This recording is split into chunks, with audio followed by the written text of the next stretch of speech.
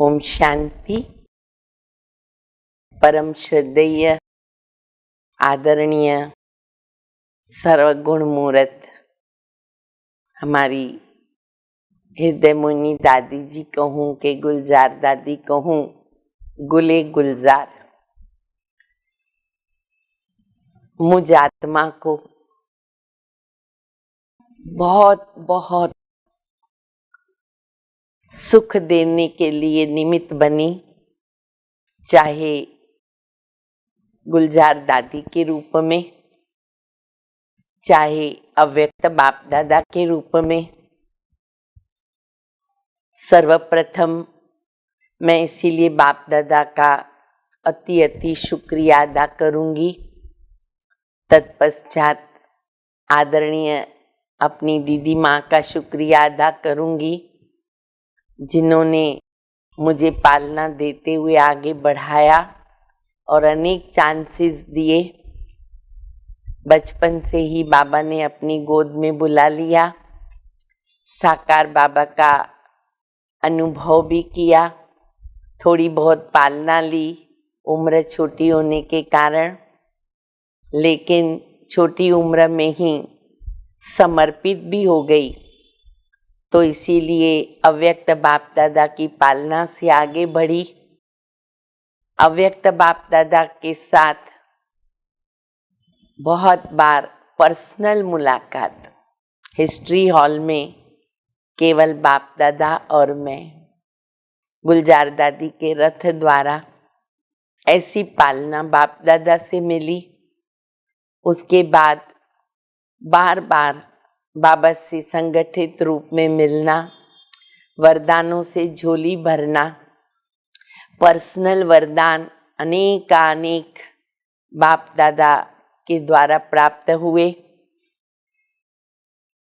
और जहाँ तक बाप दादा के साथ संगठित रूप में मिले, वहाँ ही उस संगठन में मीटिंग में मिलना और संगीत बाप दादा के सामने संगीत की महफिल सजाना, नृत्य करना, सब कुछ बाप दादा के साथ हुआ, गुलजार दादी के रथ को निमित्त बना करके।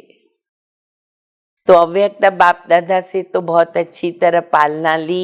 छोटी छोटी बातें भी मैं बाप दादा को पूछती रही, लेकिन जो दादी स्वयं गुलजार दादी व्यक्त रीति से रहे, तो उनके द्वारा जो मुझे पालना मिली वह भी बड़ी अनोखी, कभी न भूलने वाली।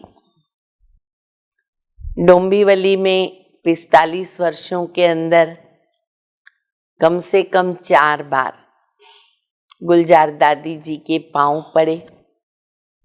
और जब मैं लौकिक में घर में रहती थी माता पिता के साथ, तभी भी दादी जी हमारे वहाँ पर पहुँचे थे और हमारे घर को गुलजार कर दिया, शुद्ध कर दिया, पवित्र कर दिया।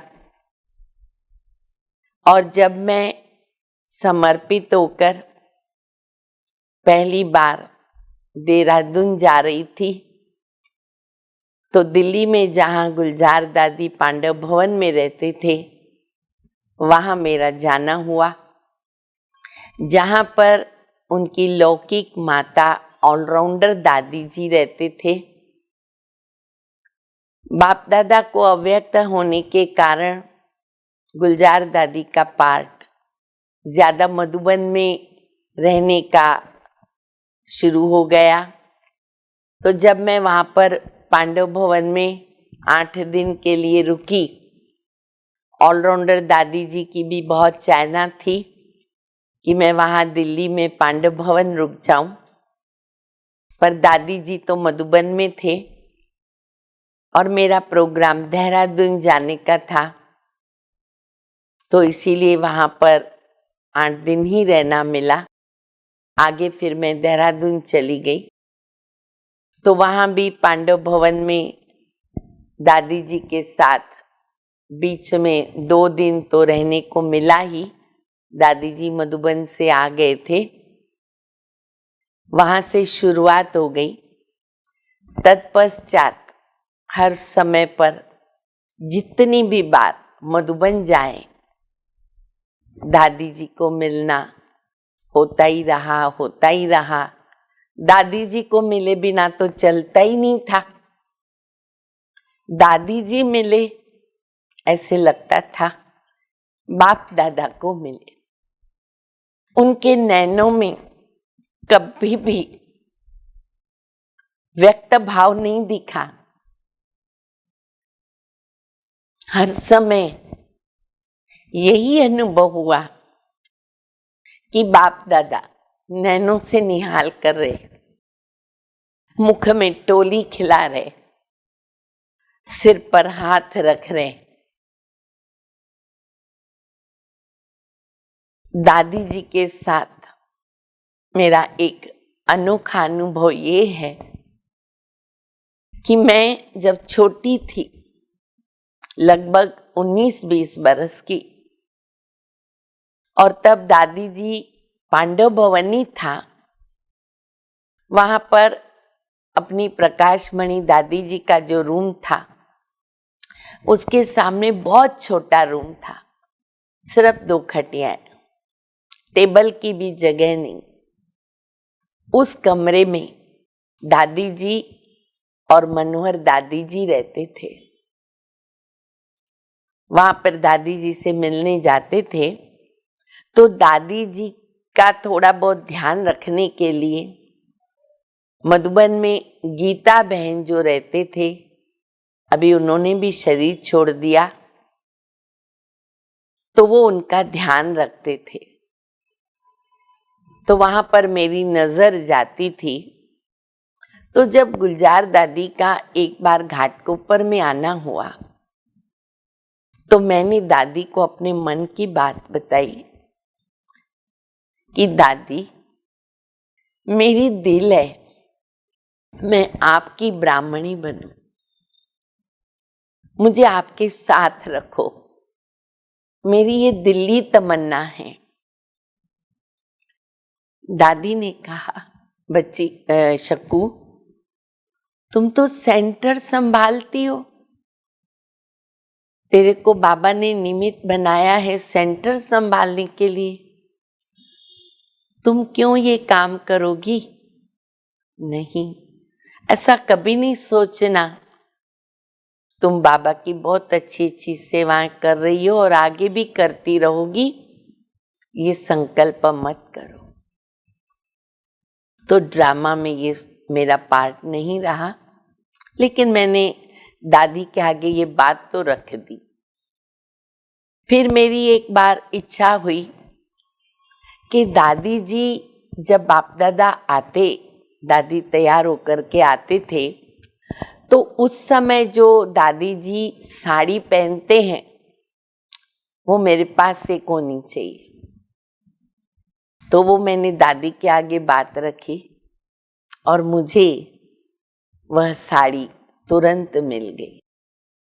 पहले तो बहुत समय, बहुत बरस मैंने उस साड़ी को अच्छी तरह संभाल के रखा, यहाँ तक कि जिस बैग में, जिस थैली में वो साड़ी मैंने रखी, उसके साथ एक चिट्ठी भी लिख दिया कि जब भी इस आत्मा का ये शरीर छूटेगा तो आप लोग मुझे ये साड़ी जरूर ओढ़ाना।